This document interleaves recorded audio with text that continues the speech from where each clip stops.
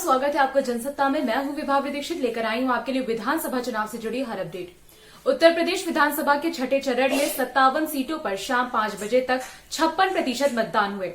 मुख्यमंत्री योगी आदित्यनाथ अपने बयान को लेकर अक्सर चर्चा में रहते हैं। गाजीपुर में योगी बोले कि सपा बसपा से अगर पूछें कि उन्होंने अपने कार्यकाल में क्या काम किया है तो वो एक ही चीज कहेंगे कि हमने कब्रिस्तान की बाउंड्री वॉल बनवाई है। आगे व्यंग्य करते हुए योगी बोले कि मैं देख सकता हूं कि मेरी सभा में बुलडोजर भी खड़ा है। ये वही बुलडोजर है जिसने गाजीपुर को लखनऊ से एक्सप्रेसवे के माध्यम से जोड़ा है। इससे पहले की बात करें तो टीवी को दिए एक इंटरव्यू में वरिष्ठ पत्रकार रजत शर्मा ने सवाल किया कि राहुल गांधी ने भी अपनी बहन प्रियंका गांधी को मैदान में उतारा है। इसके बाद उन्होंने दुकान पर काम करती सीएम योगी की बहन की तस्वीर दिखाकर सवाल किया, जिसे देखकर यूपी के सीएम बेहद भावुक हो गए।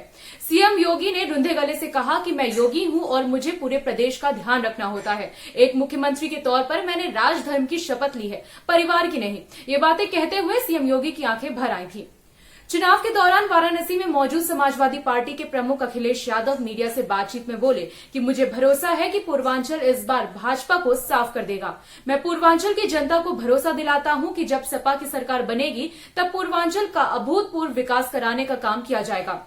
जन संबोधन में बोले कि सपा की सरकार बनेगी तो फौज पुलिस में भर्ती निकालेंगे, 11 लाख खाली पड़े सरकारी पदों को भरा जाएगा। शिक्षा मित्र, पुरानी भर्ती, आंगनवाड़ी, आशा कार्यकर्ता सभी को समाजवादी पार्टी से उम्मीद है। हमारी सरकार आने के बाद हम इसके पक्ष में फैसला लेकर काम करेंगे।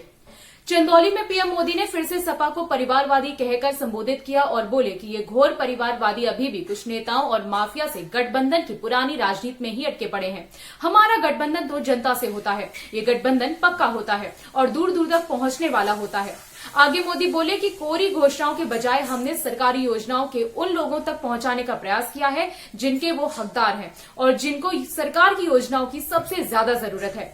महाराजा सुहेलदेव को याद करते हुए मोदी ने कहा कि हमारी सरकार ही है जो महाराजा सुहेलदेव के योगदान को पूरे देश में लेकर गई, वरना पहले वो ही जमाना था कि घोर परिवारवादियों को महाराजा सुहेलदेव सिर्फ चुनावों में याद आते थे।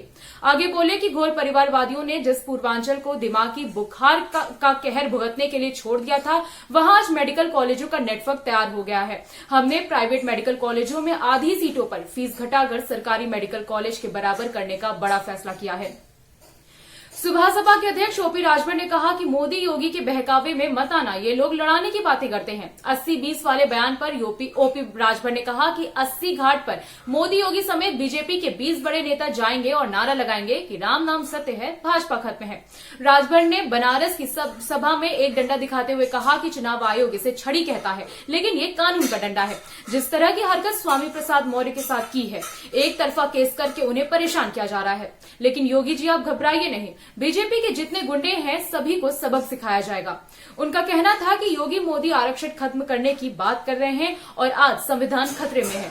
सुबह सपा नेता ने कहा कि गोदी मीडिया चाहे जितनी भी अफवाह फैला ले, लेकिन ये बात तय है कि यूपी में इस बार अखिलेश यादव की सरकार बनने जा रही है। उत्तर प्रदेश में गुरुवार को छठे चरण में मतदान के बीच प्रियंका गांधी काशी पहुंची। वाराणसी पहुंचने पर प्रियंका गांधी ने दीप प्रज्वलित कर मां गंगा का आशीर्वाद लिया। दरअसल काशी में गंगा नदी की काफी अहमियत है। पीएम मोदी भी अपने काशी दौरे पर गंगा स्नान करते देखे गए हैं। इससे लोगों का जुड़ाव काफी देखा गया है। ऐसे में प्रियंका गांधी वाड्रा भी यूपी विधानसभा चुनाव के बीच मां गंगा का आशीर्वाद लेने पहुंची।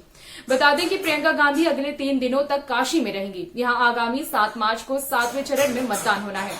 माना जा रहा है कि प्रियंका गांधी ने वाराणसी में कबीर चौरा मठ को अपना ठिकाना बनाकर बड़ा राजनीतिक संदेश देने की कोशिश की है। दरअसल पिछड़े वर्ग और दलित समाज में संत कबीरदास के सामाजिक न्याय और समानता का संदेश बहुत जुड़ाव रखता है। अभी के लिए बस इतना ही। बाकी विधानसभा चुनाव से जुड़ी हर अपडेट के लिए बने रहिए जनसत्ता के साथ।